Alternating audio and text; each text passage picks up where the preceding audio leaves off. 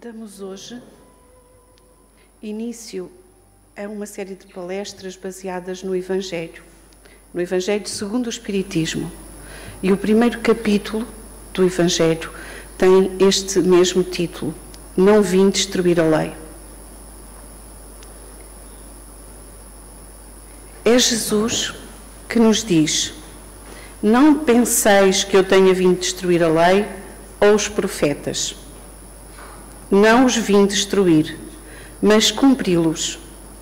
Porquanto, em verdade vos digo, que o céu e a terra não passarão, sem que tudo o que se acha na lei esteja perfeitamente cumprido, enquanto reste um único iota e um único ponto. Isto encontramos em São Mateus. Então, Jesus veio até nós e, de alguma forma, Ele nos falou e esteve conosco de um modo diferente dos seus antecessores. Não foi? No entanto, Ele nos diz que não veio destruir a lei, mas sim cumpri-la. Antes de Jesus, Deus nos tinha enviado Moisés.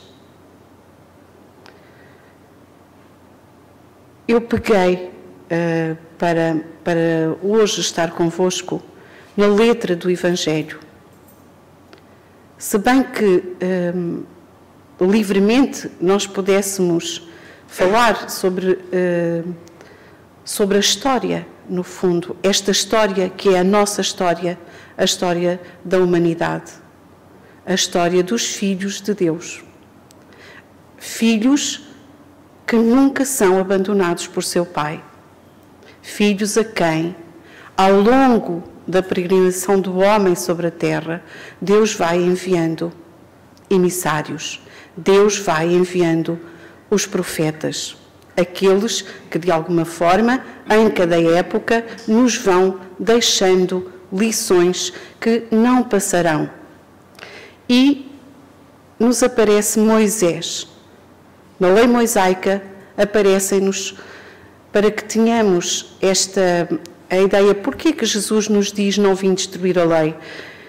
Na lei mosaica há, de facto, estas duas características diferentes. A lei de Deus, que nos aparece nas tábuas da lei, promulgada no Monte Sinai, e a lei civil, ou a disciplinar, a que é decretada pelo próprio Moisés, o líder do povo hebreu. A lei de Deus, nós sabemos que ela é invariável, só pode ser invariável, não pode ser de outra forma, porque Deus é imutável. A outra, a lei civil ou disciplinar, a lei que Moisés teve que criar para controlar o seu povo, essa se vai modificando com o tempo, tal como nós sabemos, e aqueles que estudaram leis, e vejo aqui alguns, e mesmo nós, que na nossa vida comum percebemos o mudar da lei, aquilo que foi lei há 50 anos, não é mais hoje, aquilo que foi há 100, muito menos. Não é verdade? Então, a lei civil, ela vai mudando com o desenvolvimento, com a visão do homem. A lei de Deus é imutável.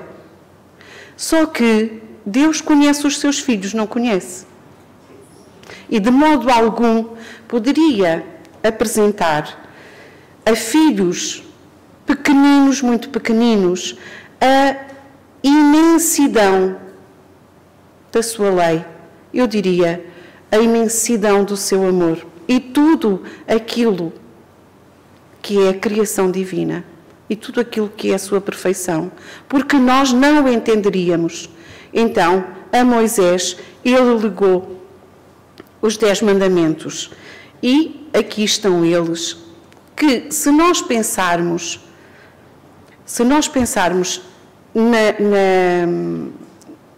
no cumprimento destes mandamentos e se fôssemos capazes de os cumprir, nós estaríamos, com certeza, no caminho do bem, no caminho correto e não seríamos ainda criaturas sofrendo tanto, não é verdade? porque esta era a lei de Deus. Eu sou o Senhor vosso Deus, que vos tirei do Egito, da casa da servidão. Não tereis diante de mim outros deuses estrangeiros. Não fareis imagem esculpida, nem figura alguma do que está em cima do céu, nem embaixo da terra, nem do que quer que esteja nas águas sob a terra. Não os adorareis e não lhes prestareis culto soberano. Não pronunciareis em vão o nome do Senhor, vosso Deus. Lembrai-vos de santificar o dia do sábado. Honrai o vosso pai e a vossa mãe, a fim de viverdes longo tempo na terra que o Senhor vosso Deus vos dará. Não mateis, não cometais adultério, não roubeis, não presteis testemunho falso contra o vosso próximo, não desejeis a mulher do vosso próximo, não cobiceis a casa do vosso próximo, nem o seu servo, nem a sua serva, nem o seu boi, nem o seu asno, nem qualquer das coisas que lhe pertençam. E através destes 10 mandamentos dados a Moisés no Monte Sinai, Deus faz-nos chegar a sua lei. É de todos os tempos e de todos os países esta lei, e por isso tem um caráter divino. Todas as outras, as leis que Moisés decretou, obrigado que ele se via a conter pelo temor. Nós hoje, se formos honestos, não sabemos, honestos connosco próprios, não sabemos que muitas vezes é pelo temor que deixamos de fazer um erro. É por aquilo que sabemos que nos faz mal, que deixamos muitas vezes de comer algo, não é? Não vou comer porque eu sei que me faz mal. Mas aqui se tratava de um outro tumor. O povo, naquela altura, era muito turbulento e indisciplinado. E eu, quando mais uma vez lia estas palavras do Evangelho, lembro-me de nós, sempre de nós, ainda tão turbulentos, ainda tão indisciplinados. Não é verdade, meus irmãos? Ainda somos assim. E ele tinha que combater os abusos, os preconceitos que o povo hebreu tinha adquirido enquanto na escravatura do Egito. E, para imprimir autoridade às suas leis, ele lhes atribuiu a todas origem divina. Mas nós podemos pensar, e lembramos-nos sempre daquela máxima do olho por olho e dente por dente, da pena de talião, não é?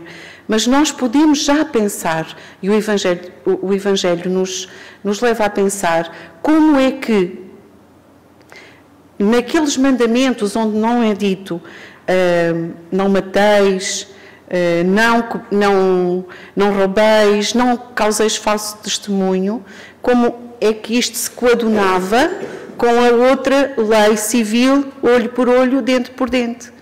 Era porque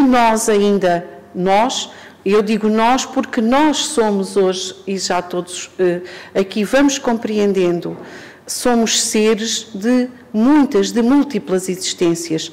Quem sabe se não fomos nós também, alguns desses que vivemos no tempo de Moisés. Então, a ideia, e eu ainda na minha infância cresci com um Deus temível e terrível, não é? E assim éramos impressionados. Nós vamos acompanhar este primeiro capítulo e vamos perceber que naquela altura e em determinados momentos da vida da criatura o temor age, mas depois nós vamos perceber, vamos crescendo e vamos percebendo que o pai ou a mãe, quando chamam a atenção, quando ralham ao seu filho, é para o educar e não. Vamos perceber sempre, e mais tarde, como está lá o amor, no ralho ou no aviso. Então, as leis mosaicas propriamente ditas eram de caráter transitório, enquanto que a lei de Deus, na sua essência, se nós ficássemos com aqueles 10 mandamentos, continuaríamos a ter uma lei atual. É ou não é verdade? Nós, a humanidade terrena, ainda não consegue cumprir os 10 mandamentos. Mas a seguir a Moisés veio Jesus. E Jesus nos disse que não veio destruir a lei de Moisés. E não veio mesmo. Ele veio cumpri-la, veio desenvolvê-la, veio esclarecê-la, dar-lhe o verdadeiro sentido. E mais uma vez, Jesus não disse tudo, pois não. Jesus falou connosco e esteve connosco, deixando-nos a semente, uma semente que em muitos de nós precisa ainda de germinar. A semente de um amor que não mais se apagará da nossa memória. Ainda assim, quando Jesus veio e escolheu vir, ser Ele a vir, porque a mensagem que nos veio trazer não podia ter falhas, e não tem falha alguma. Podia ter mandado outros enviados, porque nós sabemos, porque os nossos irmãos em espírito nos esclareceram, que é Jesus quem está no governo da terra desde o princípio dos tempos. Jesus nos mandou Moisés. Mas na altura predita, Jesus veio, porque não podia haver qualquer engano, qualquer falha na mensagem que Ele queria gravar para todo o sempre nos nossos espíritos. E Jesus aponta-nos 2 mandamentos, 2 ideias. Amar a Deus acima de todas as coisas, amar ao próximo como a si mesmo. E acrescenta, nestes dois mandamentos tão simples, que resumem todos os 10 mandamentos de Moisés, estão toda a lei e os profetas. E nisto, ele, de facto, faz uma reforma radical da lei anterior. E o que nos quis dizer então Jesus quando disse que o céu e a terra não passarão sem que tudo esteja cumprido até ao último iota? É que a lei do amor é para cumprir integralmente, na terra inteira, em toda a sua pureza, com todas as suas ampliações e consequências. É a lei de Deus. É para cumprirmos todos, em todo o local, em todo o tempo, com todos os seres da criação. Mas Jesus não veio só referir-se à lei e legislar de outra forma. Nem a sua autoridade lhe vinha só do facto da sua palavra ser inigualável. A autoridade lhe vinha desta natureza excepcional do seu espírito e da sua missão divina, porque Deus lhe entregou a terra e a humanidade terrestre. E por isso Jesus veio em pessoa até nós, para que não houvesse essa falha, tal como disse. Não houvesse falha nenhuma, tal como vos disse há bocadinho. E podemos compreender isso.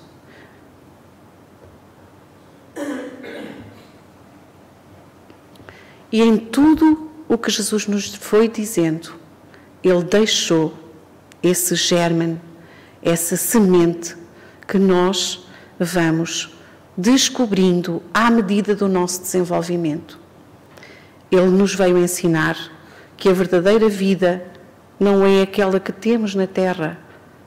Esta curta existência. E podemos nós pensar, os que chegamos aos 50, aos 60, aos 70, aos 80, como é rápido, como num instante já chegamos aqui. E aqui a verdadeira é a espiritual, aquele reino de onde vimos, E aquele reino que nós almejamos, o reino do céu, e Jesus nos dizia muitas vezes que o seu reino não era deste mundo.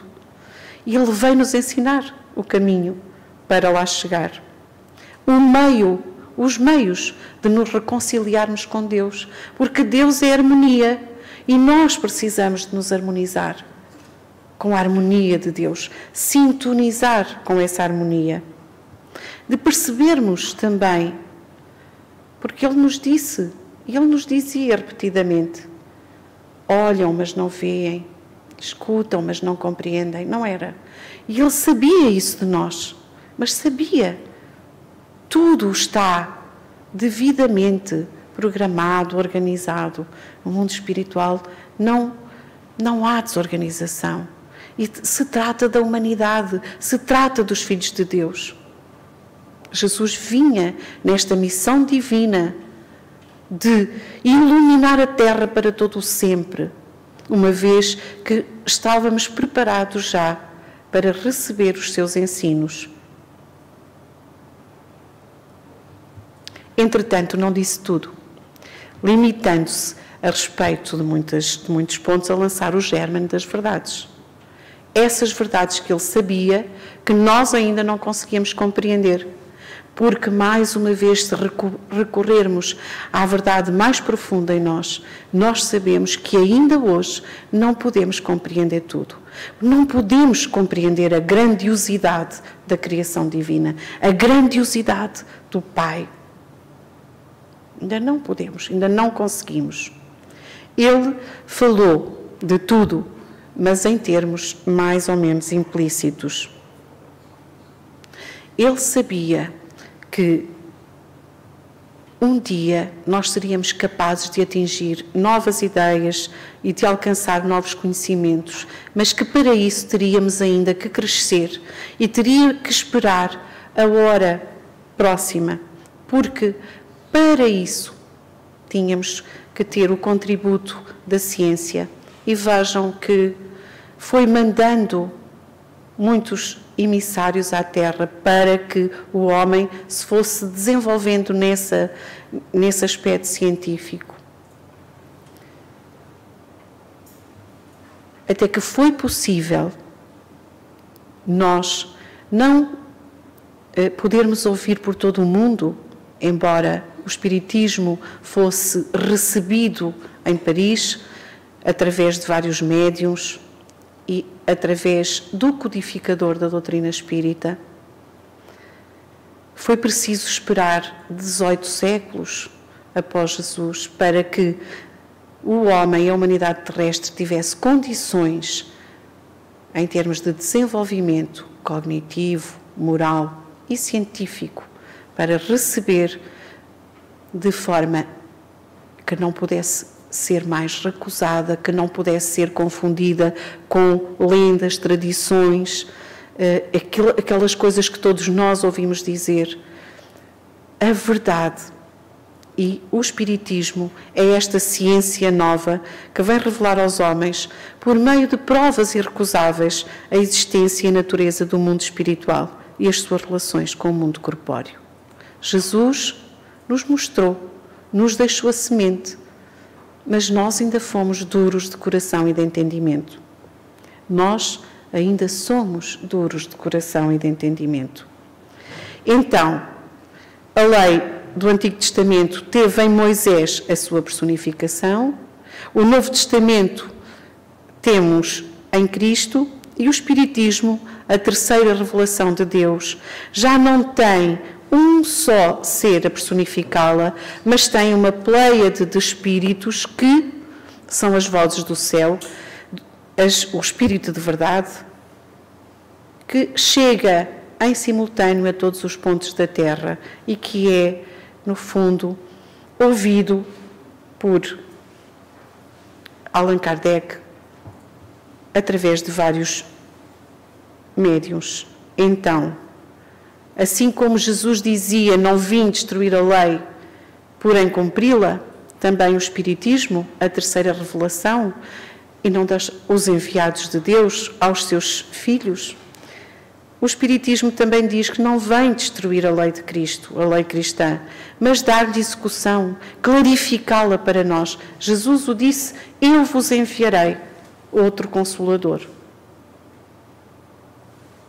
Nada ensina ao contrário do que ensinou, em contrário do que ensinou Cristo, mas vem desenvolver e completar, e esclarecer, e explicar e falar de forma clara o que Cristo nos falou de forma alegórica através das parábolas. Vem cumprir, no fundo, o que Cristo nos prometeu. O homem se afastou muito da ideia de Deus por causa da ciência, do seu desenvolvimento científico. A ciência, no entanto, e a religião são duas alavancas da nossa inteligência. São ou não são?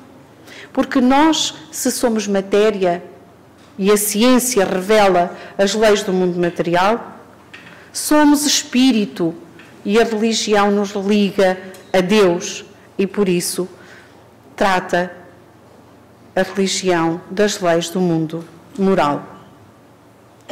Mas tudo o que existe tem o mesmo princípio, é ou não é? Algo existe sobre a Terra que não seja permitido por Deus. Então, ciência, religião e tudo o que existe sobre a Terra é criação e é permissão de Deus.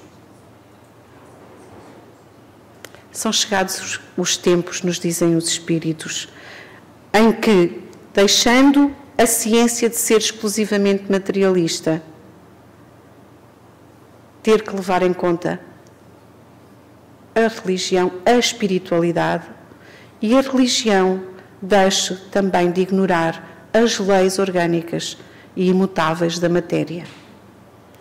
São duas forças que têm que caminhar juntas, apoiando-se uma na outra, porque assim, e é o apelo que nos faz o Espiritismo, uma ciência observável, uma ciência possível de ser explicada à luz da razão. A ciência, a religião nos apela, é uma filosofia que nos apela à razão. Então, quando a nossa razão sanciona e o nosso coração aceita, não há mais como recusar a evidência dos factos. É sempre no orgulho humano, na ignorância humana, na incapacidade que nós temos em ver mais longe, em ver mais do que estes nossos olhos materiais veem, que reside muitas vezes a recusa daquilo que é tão evidente para aqueles que chegam primeiro ao conhecimento. Então, o traço de união que haverá entre a ciência e a religião é o conhecimento destas leis que regem o universo espiritual e as suas relações com o mundo corpóreo.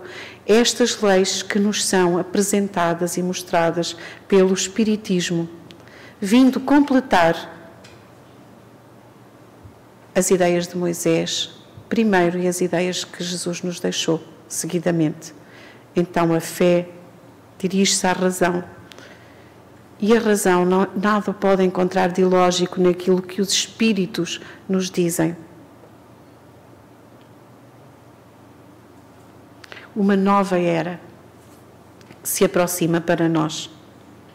Uma nova era, o Espiritismo é uma doutrina muito nova, tem 150 e poucos anos. E vejam o que nos dizem os Espíritos. Uma nova era que acarretará para as relações sociais inevitáveis modificações. Pensemos nos dias de hoje. Pensemos em como nunca se ouviu falar tanto da espiritualidade, do espírito, de nós precisarmos de cuidar do espírito. E na literatura, no cinema, em todas as formas que há de chegar ao homem, o espírito está presente. E ninguém terá força para se opor à vontade de Deus. Porque ninguém trava o progresso da humanidade. Nós, na nossa ignorância, podemos pensar que o travamos. mas nada trava a lei do progresso. Então, na nova era, nos dizem os Espíritos. A nova era é a parte do Evangelho que tem as instruções dos Espíritos, e aqui é um Espírito israelita, o primeiro Espírito que apresenta a sua comunicação no Evangelho. Portanto, Allan Kardec, o codificador do Espiritismo, é um Espírito israelita que dá a palavra, em primeiro lugar, no Evangelho segundo o Espiritismo. Ele nos vem recordar, então, que Moisés contém o gérmen da mais ampla moral cristã, Cristo foi o iniciador da mais pura, da mais sublime moral que um dia estará implantada na Terra e nos fará verdadeiramente sentir, todos sentirmos-nos irmãos. E o Espiritismo é a alavanca de que Deus se utiliza para fazer com que a humanidade avance. Porque o conhecimento do Espírito, ele vai abranger toda a humanidade. Como todas as grandes verdades podem demorar a chegar ou a ser compreendidas, mas abrangem toda a humanidade. Eu lembro-me, eu ainda cresci numa casa onde não havia luz elétrica. E as pessoas até achavam, em muitas situações, que não era preciso, também se via com a luz do azeite ou com a luz do petróleo, não era? Ou com o gás. Mas hoje percebemos que a luz elétrica é precisa e chega a todo lado e vai chegar. É uma mera comparação.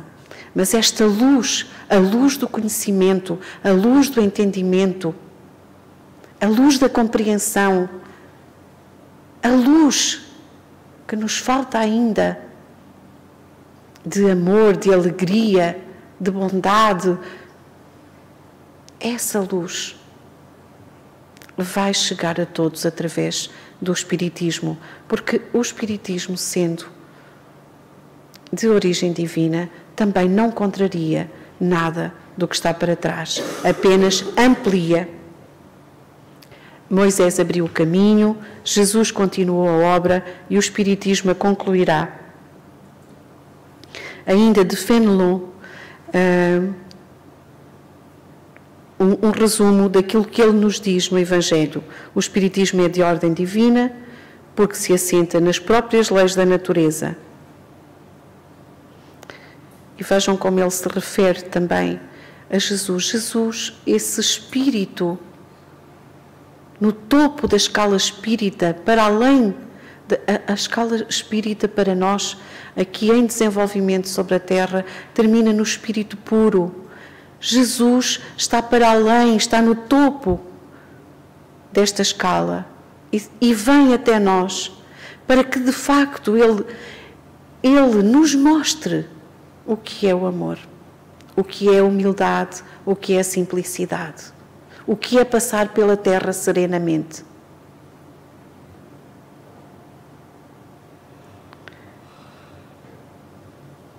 E Erasto, discípulo de São Paulo, termina este capítulo lembrando-nos de Santo Agostinho. Santo Agostinho, um dos maiores divulgadores do Espiritismo, que se manifesta por toda a parte. Santo Agostinho, que foi um dos pais da Igreja, um católico fervoroso, um estudioso, e que hoje trabalha com o Espírito de verdade. Portanto, é um dos espíritos que compõe a falange de espíritos que até nós traz a luz. São muitos os espíritos que trabalham na seara de Jesus para iluminar-nos a nós, os que estamos encarnados, e precisamos de perceber quem somos, precisamos de perceber de onde viemos, para onde vamos, quem nos conduz, quem nos guia, quem nos ilumina, quem vela por nós. Porque nós somos uma pequena parcela da humanidade ligada à Terra, aqueles que estamos encarnados. Somos 7 bilhões e, ligados à Terra, seremos mais, com certeza, de 22 bilhões. Há muitos espíritos de luz ajudando-nos a cada hora da nossa vida, em cada momento. Jesus a todos guiando. Por isso Jesus não podia vir destruir a lei. Jesus veio ensinar aquilo que à época nos era possível aprender. E nos manda a cada tempo aquilo sempre que nos é preciso.